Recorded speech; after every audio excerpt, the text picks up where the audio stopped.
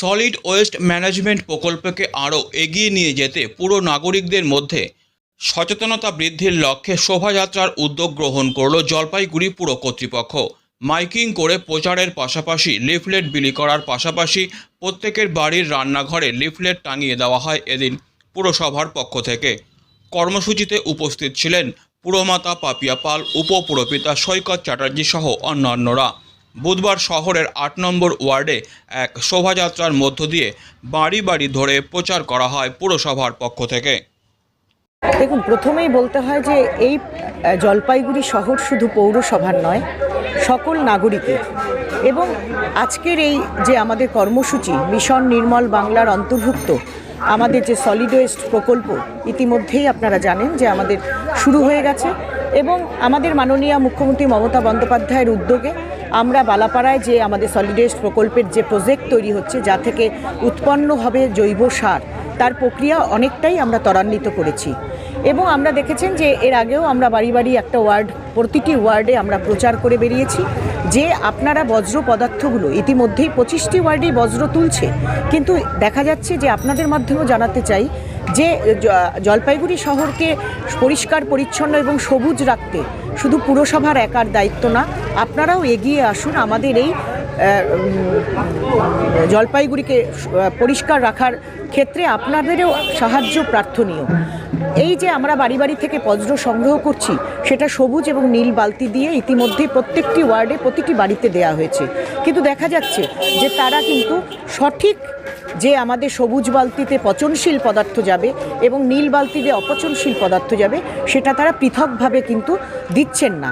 একসঙ্গে বজ্র পড়ছে। এখনও কিছু কিছু ওয়ার্ডে হয়তো শুরু হয়েছে, কিন্তু এটাই বার্তা দেবার, আজকে এটাই জন্যই আমাদের এই প্রচার, মানুষকে সচেতন করবার উদ্দেশ্যে যে আপনারা যে বালতি দেয়া হয়েছে পুরসভার পক্ষ থেকে, সবুজ এবং নীল বালতি, পচনশীলকে আলাদা এবং অপচনশীল অর্থাৎ মাছের কাঁটা থেকে শুরু করে মাছের আঁশ থেকে ফেলে দেওয়া আমাদের তরকারি সবজি ডাল থেকে শুরু করে যেটা যেমন এক বালতিতে পড়বে, ঠিক তেমনি অপচনশীল আমরা একটা লিফলেট বানিয়ে প্রতিটি ঘরের রান্নাঘরে আমরা সেটে দিয়ে এসেছি।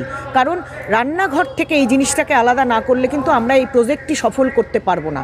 আমাদের প্রায়োরিটি দিতে হবে একদম প্রাথমিক পর্যায়ে যেখান থেকে বজ্র আমরা সংগ্রহ করছি সেটাকে আলাদা করবার। অতএব তার জন্যই আজকের এই প্রচার, এবং এটি আমাদের 25টি ওয়ার্ডে পর্যায়ক্রমে হবে। আজকে ৮ নম্বর ওয়ার্ড দিয়ে জলপাইগুড়ি পুরসভা এই সলিড ওয়েস্ট ম্যানেজমেন্ট প্রকল্পের যে কর্মসূচি, সেটা আজকে মিশন নির্মল বাংলার আন্ডারে আজকে ৮ নম্বর দিয়ে শুরু হলো। প্রতিটি ওয়ার্ডে প্রতিটি ঘরে ঘরে গিয়ে এটাই বোঝানো এবং প্রতিটি রান্নাঘরকে বোঝানো যে আপনারা বজ্র যে তুলে দিচ্ছেন দুটো বালতিতে আলাদা পৃথক করুন, কোনটায় কি ফেলতে হবে সেই লিফলেটও আমরা রান্নাঘরে গিয়ে সেটে দিয়ে এসেছি। সকল এগিয়ে আসুন, সকলে মিলে জলপাইগুড়ি শহরকে পরিষ্কার পরিচ্ছন্ন রাখি, এটা আমাদের সকলের কর্তব্য, শুধু একার পুরসভার নয়। দেখুন, আমি 2005 সালে তৎকালীন সিপিএমের চেয়ারম্যান শিবমধু ভৌমিককে হারিয়ে এই ওয়ার্ড থেকে জিতেছিলাম।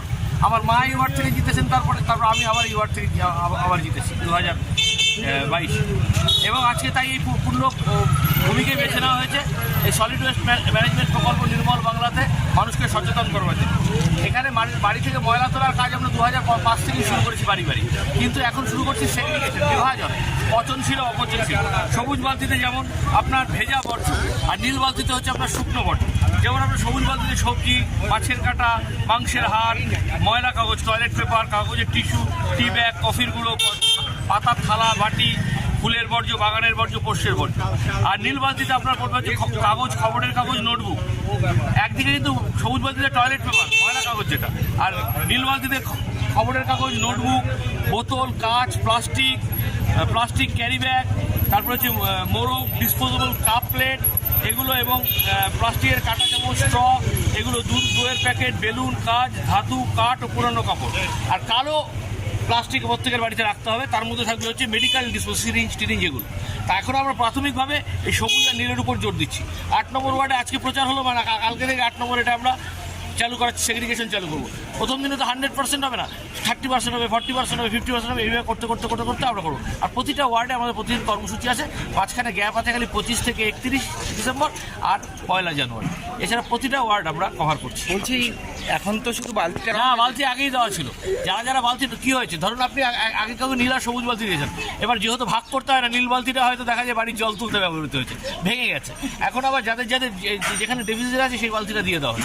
সরকারি আবাসনগুলো দিবেন আপনারা? সমস্ত সরকারি আবাসন এবং আমরা প্রচার যেটা দিচ্ছি সেটা হচ্ছে বস্তি এরিয়া এলাকা আগামী প্রজন্মকে কাছে বাসযোগ্য করে যেতে হবে এবং বর্তমান প্রজন্ম বয়স্ক মানুষ, শিশুরা যাতে ভাইরাস এবং ব্যাকটেরিয়াল রোগে কম আক্রান্ত হয়, তাই জন্য বর্জ্য পদার্থ বিভাজন জরুরি।